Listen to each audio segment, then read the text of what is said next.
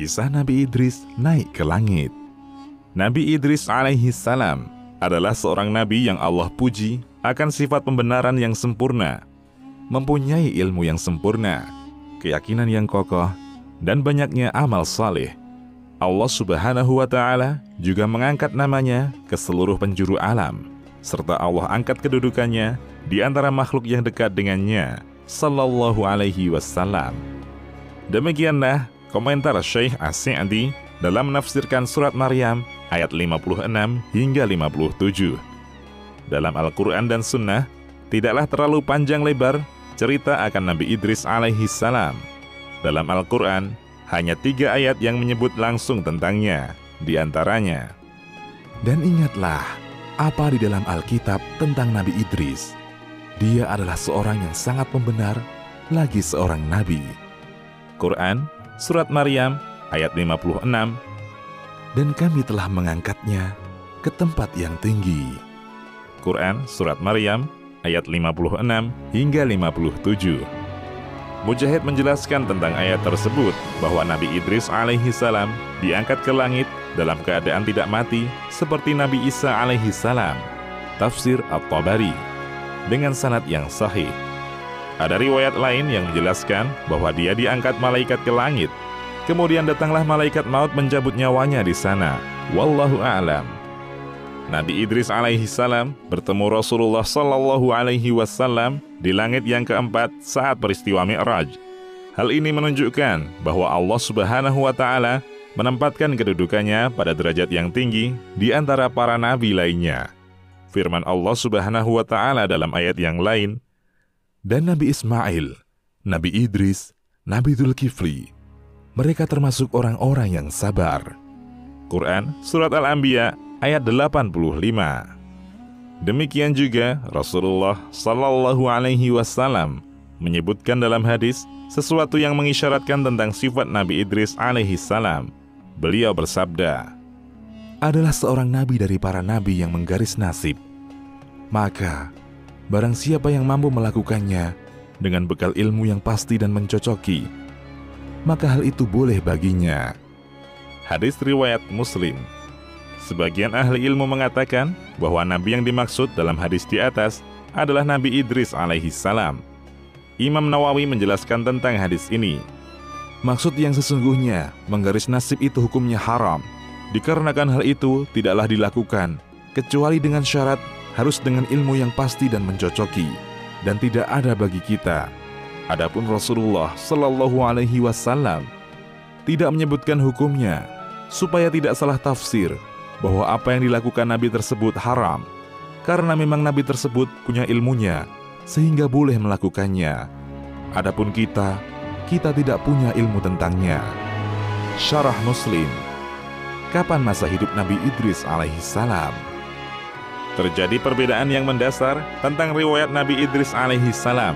Apakah dia seorang nabi yang hidup sebelum Nabi Nuh alaihi salam, ataukah sesudahnya? Ahli sejarah seperti Ibnu Katsir, At-Tabari, Ibnu Ishaq, Ibnu Jarir, Asy-Syaukani, As-Suyuti, dan lainnya menjelaskan bahwa Nabi Idris alaihi salam hidup sebelum Nabi Nuh alaihi salam. Alasan mereka, pertama, ditinjau dari nasab bahwa Nabi Idris itu nama aslinya adalah Khanuh, yang termasuk nenek moyang Nabi Nuh alaihi salam. Kedua, tafsir ayat, mereka itu adalah orang-orang yang Allah telah beri nikmat, yaitu kalangan para nabi, dari keturunan Adam, dan dari orang yang kami angkat bersama Nuh, dari keturunan Ibrahim dan Israel, dan dari orang-orang yang kami beri petunjuk dan telah kami pilih. Apabila dibacakan ayat-ayat Allah yang Maha Pemurah kepada mereka, maka mereka menyangka dengan bersujud dan menangis. Quran, Surat Maryam, ayat 58. Makna dari min dzurriyyati Adam adalah Nabi Idris alaihi salam, sebab dalam ayat itu diurutkan tentang silsilah keturunannya, dan Nabi Idris alaihi salam termasuk keturunan Nabi Adam alaihi salam yang tidak bersama Nabi Nuh alaihi salam dalam perahu. Berarti Nabi Idris alaihi salam urutannya sebelum Nabi Nuh alaihi salam. Ketiga, Imam An-Nawawi berkata, perkataan Nabi Idris, marhaban bin Nabi Saleh, Marhaban bin Nabi salih wal akhis salih. Tidak menghalangi bahwa keberadaan Nabi Idris alaihi salam sebagai bapak Nabi kita, yakni Muhammad sallallahu alaihi wasallam. Sebab perkataan saudara yang saleh mengandung pengertian bahwa itu sebagai bahasa lembut dan beradab, di mana memakai lafaz saudara sekalipun ia anak laki-lakinya, karena para nabi semuanya bersaudara. Demikian juga orang-orang mukmin semuanya bersaudara. Syarah Muslim. Adapun ulama yang lain seperti Al-Qurtubi, Muhammad bin Abdul Wahhab, Ibnu Utsaimin, dan lainnya menyatakan bahwa Nabi Idris alaihi salam itu hidup sesudah Nabi Nuh alaihi salam. Mereka beralasan, pertama, perkataan manusia kepada Nabi Nuh alaihi salam di saat meminta syafaat. Wahai Nuh, engkau adalah Rasul pertama yang Allah utus untuk penduduk bumi. Di sini telah jelas bahwa tidak ada Rasul sebelum Nabi Nuh. Jadi, kalau Nabi Idris termasuk Rasul, maka tidak mungkin dia hidup sebelum Nabi Nuh. Kedua, tafsir Quran Surat An-Nisa ayat 163. Di sini, para nabi diurutkan sesudah Nabi Nuh alaihi salam, termasuk di antaranya Nabi Idris alaihi salam. Berarti, masanya setelah Nabi Nuh alaihi salam. Ketiga, ucapan Imam Al-Bukhari dalam sahihnya bahwa Nabi Idris alaihi salam adalah Nabi Ilyas alaihi salam, dan telah jelas diketahui bahwa Nabi Ilyas alaihi salam hidupnya setelah Nabi Nuh. Keempat, perkataan Nabi Idris alaihi salam ketika bertemu Rasulullah sallallahu alaihi wasallam di langit keempat dalam peristiwa Mi'raj. Marhaban bin Nabi salih wal akhis salih. Selamat datang wahai Nabi yang saleh dan saudara yang saleh.